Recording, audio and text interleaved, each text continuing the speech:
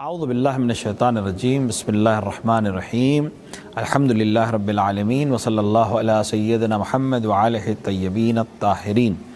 امام زمانہ اجل اللہ تعالیٰ فرجہ الشریف کے سلسلے سے جو مباحث کا آغاز ہم نے کیا، اس میں ایک بحث یہ ہے کہ کیا امام زمانہ اجل اللہ تعالیٰ فرجہ الشریف کی ضرورت کو ہم عقلی طور سے ثابت کر سکتے ہیں؟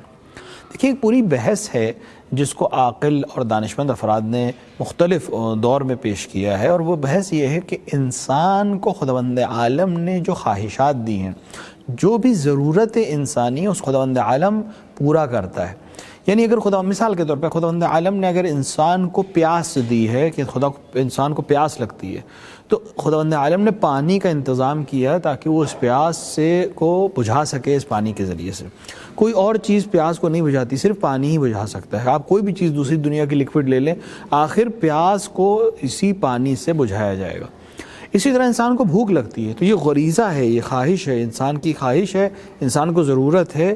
تو اس بھوک کو مٹانے کے لیے خداوند عالم نے کتنی غذائیں انسان کے لیے فراہم کی ہیں۔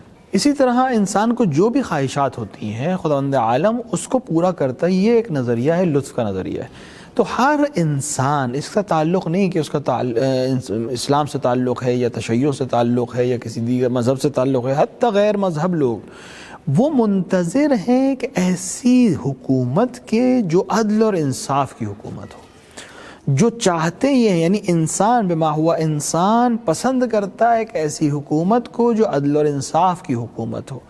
یہ پسند، یہ خواہش، یہ غریزہ اس بات کی دلیل ہے کہ پھر ایک ایسی حکومت ہونی چاہیے جو آج تک محقق نہیں ہوئی۔ آج تک پوری دنیا میں ایک ایسی حکومت جو واقعاً عدل اور انصاف کی حکومت ہو۔ ممکن ہے کسی چھوٹے سے علاقے میں کسی چھوٹے سے حاکم نے کچھ دن کے لیے عدل اور انصاف کی حکومت کی ہو، لیکن پوری دنیا میں عدل اور انصاف کی حکومت خواہش کے باوجود ابھی تک محقق نہیں ہوئی ہے۔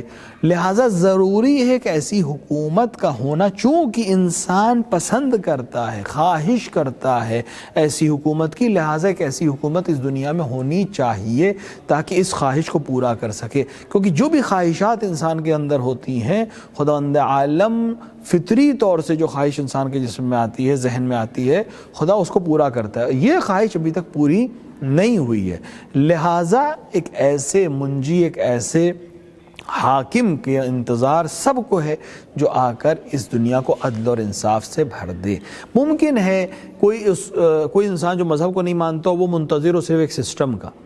جو انسان مذہب کو مانتا ہے، وہ اپنے اپنے مذہب کے لحاظ سے الگ الگ منجی کے نام سے انتظار کر رہا ہے، لیکن جو کوالٹیز اس منجی کی ہیں، جو اس حاکم کے اندر کوالٹیز توقع کر رہا ہے یہ انسان، چاہے وہ مذہبی ہو چاہے غیر مذہبی، وہ تقریباً ایک جیسی ہیں۔ وہ انسان بہادر ہونا چاہیے، وہ انسان شجاع ہونا چاہیے، وہ انسان عادل ہونا چاہیے، وہ انسان حسین ہونا چاہیے، وہ انسان باجمال اور باکمال ہونا چاہیے۔ یہ تمام چیزیں آپ کو ہر جگہ مشترک مل جائیں گی۔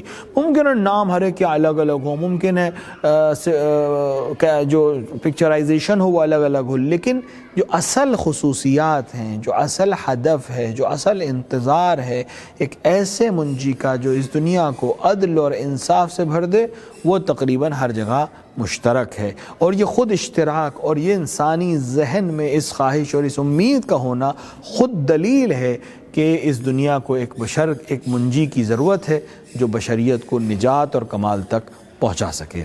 وصلی اللہ علی سیدنا محمد وآلہ الطیبین الطاہرین۔